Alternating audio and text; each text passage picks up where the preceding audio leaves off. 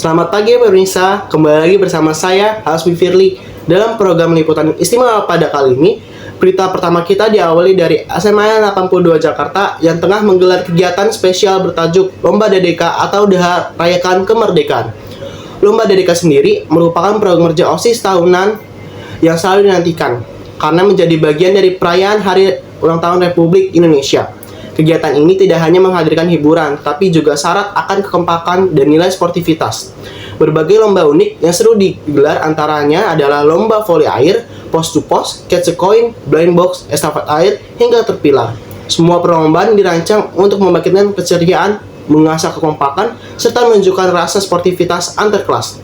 Suasana di lapangan sejak pagi hari tampak meriah. Para siswa bersorak memberikan dukungan, sementara guru-guru pun ikut ambil bagian, baik sebagai panitia maupun sebagai peserta.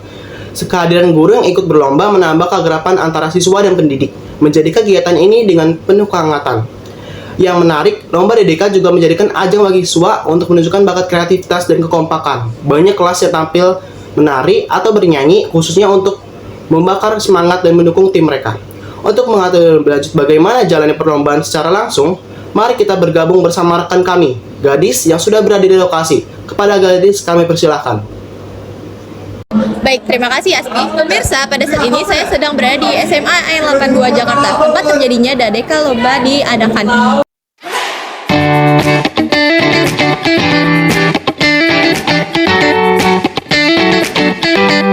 Seperti yang bisa kita lihat, suasana di sini begitu meriah. Para siswa tampak bersemangat, beberapa ada yang sedang menunggu giliran, ada juga yang sibuk berlatih sebentar sebelum tampil. Suara sorak-sorai penonton menambah suasana menjadi lebih hidup.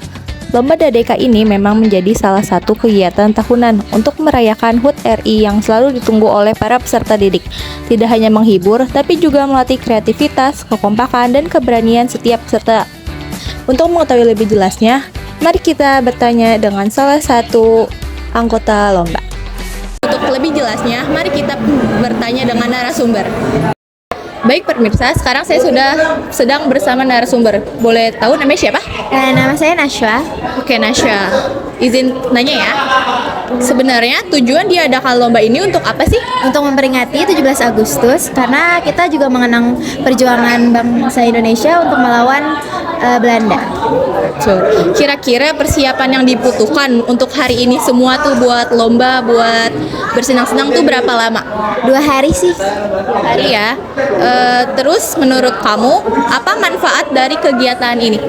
Untuk memperingati hari perjuangan bangsa Indonesia dan juga kayak bersenang-senang. Mungkin terus juga kita bisa merasakan apa sih perjuangan dari bangsa Indonesia ini. Baik, terima kasih. Itulah pemirsa jawaban dari narasumber. Terima kasih, saya kembalikan ke studio.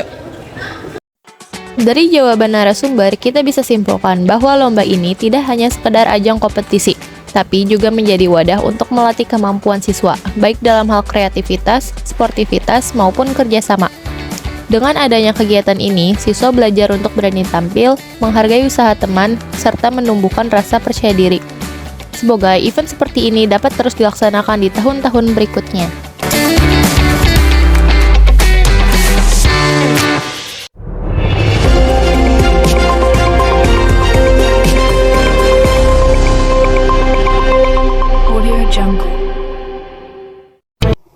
Selamat pagi Mirsa, saya Prinandika Novian hadir dengan liputan mengenai Kata Data Green Collapse, sebuah acara ramah lingkungan yang baru saja digelar di Taman Literasi Marta Tiahahu, Jakarta pada Sabtu 23 Agustus 2025.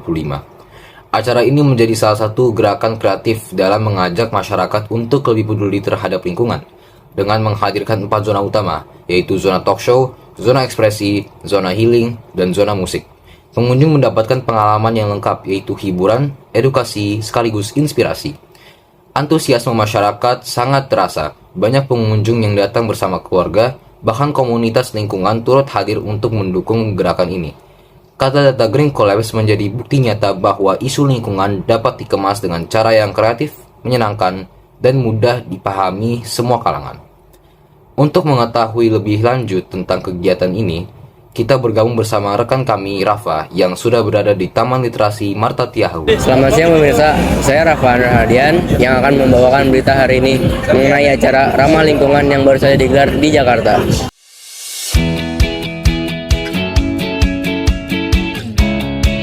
Pada Sabtu, 23 Agustus 2025, Kata Data Green Collab diselenggarakan di Taman Literasi Marta Tiahau.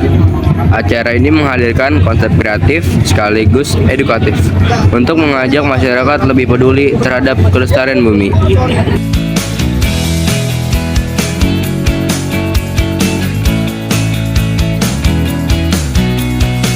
Terdapat 4 zona utama yang menjadi daya tarik utama acara. Zona pertama, zona talk show yang membahas isu lingkungan dan solusi sehari-hari. Zona kedua, zona ekspresi, tempat peserta menuangkan kreativitas dengan tema hijau. Zona ketiga, zona healing yang memberikan pengalaman tenang sekaligus mendekat diri pada alam. Dan zona yang terakhir, zona musik yang menampilkan karya seniman lokal dengan pesan kepedulian lingkungan. Baik, kali ini saya sudah bersama salah satu pengunjung dari acara Kata Data Green Collab. Dengan siapa? Dengan Abi. Dengan Kak Abi. Saya ingin menanyakan beberapa pertanyaan. Boleh langsung lanjut pertanyaannya? Boleh. Pertanyaan pertama, zona mana yang paling berkesan bagi Kak Abi? Menurut saya zona yang paling aman sih zona healing karena saya bisa ngerasain suasana hijau di tengah-tengah kota gitu. Baik, langsung lanjut pertanyaan nomor 2. Apa pengalaman baru Anda yang dapatkan di acara ini? Pengalamannya saya bisa jadi lebih teratur dan bisa ngatur pola hidup saya jadi lebih baik dan bisa mengelola sampah dengan baik. Lanjut pertanyaan nomor 3. Apakah Anda ingin acara ini lanjut ke masa yang akan datang atau tidak? Kalau bisa sih ini dirutinin acaranya karena menurut saya ini bikin orang-orang tuh jadi peduli sama lingkungan gitu sih. Oh, baik Kak Abi, terima kasih sudah menjawab pertanyaan singkat dari kami. Terima kasih Kak. Pemirsa, Kata Data Green Collab membuktikan bahwa menjaga bumi dapat dilakukan dengan cara yang menyenangkan, sekaligus memberi ruang untuk kita berkolaborasi. Dari Jakarta, saya Rafa Nardian melaporkan.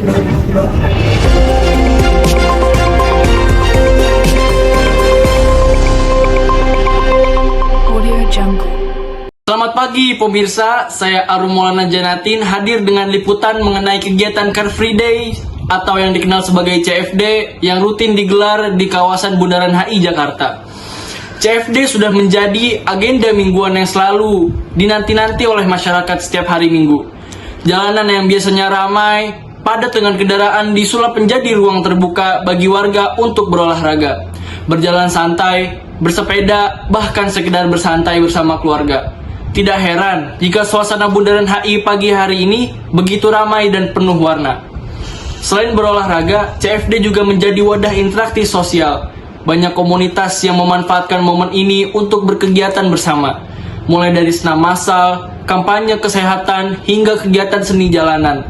Kehadiran pedagang kaki lima juga menambah daya tarik, karena masyarakat bisa menikmati jajanan ringan setelah berolahraga.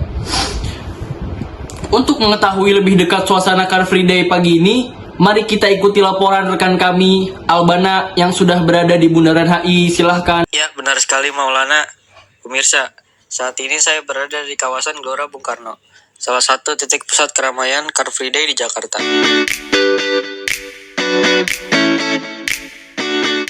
Sejak pagi, kawasan ini sudah dipenuhi masyarakat. Ada yang jogging, bersepeda, jalan santai, bahkan ada yang sekedar bersuah foto. Semua terlihat menikmati udara pagi yang segar tanpa hiruk-pikuk kendaraan bermotor. Nah, di samping saya sudah bersama Kak Anissa sebagai salah satu seorang pelari yang akan mengikuti CFD. Mari kita ajukan beberapa pertanyaan. Yang pertama, apa motivasi kakak untuk mengikuti kegiatan ini? Kalau misalnya dari saya kan emang ada eskul badminton sama eskul basket. Nah, di setiap eskul itu emang kadang diwajibkan buat lari setiap CFD ya, setiap minggu maksudnya. Oke, baik Kak. Yang kedua, seberapa sering kakak mengikuti CFD atau kegiatan lain seperti ini? Kalau misalnya lari mungkin di daerah kompleks sering, tapi kalau misalnya CFD mungkin sebulan sekali atau kalau misalnya lagi rajin sebulan 2 kali.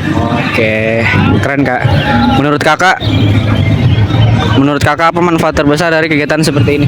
Kalau misal kegiatan seperti ini bisa dilihat ya, kalau misal lari kayak gini pasti buat kebugaran jasmani, buat mengembangkan daya fisik ya. Mungkin itu aja. Baik, terima kasih kak. Ya. Luar biasa sekali ya pemirsa, dari kegiatan wawancara tadi kita bisa melihat bahwa kegiatan olahraga seperti ini memiliki banyak manfaat.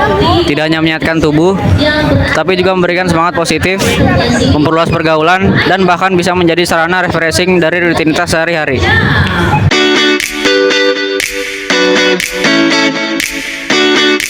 CFD bukan hanya sekedar kegiatan olahraga, melainkan juga ruang publik yang menyatukan berbagai kalangan masyarakat. Dengan begitu, semangat kebersamaan semakin terasa di tengah-tengah kita.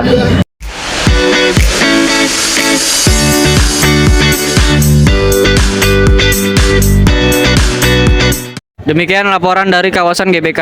Saya kembalikan lagi ke studio. Terima kasih Albana atas laporannya. Memang sangat inspiratif melihat bagaimana masyarakat memanfaatkan Car Free Day dan tidak hanya untuk menjaga kesehatan, tetapi juga untuk mempengaruhi hubungan sosial. Semoga kegiatan ini terus berjalan konsisten sehingga menjadi kebiasaan baik bagi warga Jakarta. Saya Arum Maulana Janatin melaporkan dari studio, pamit undur diri.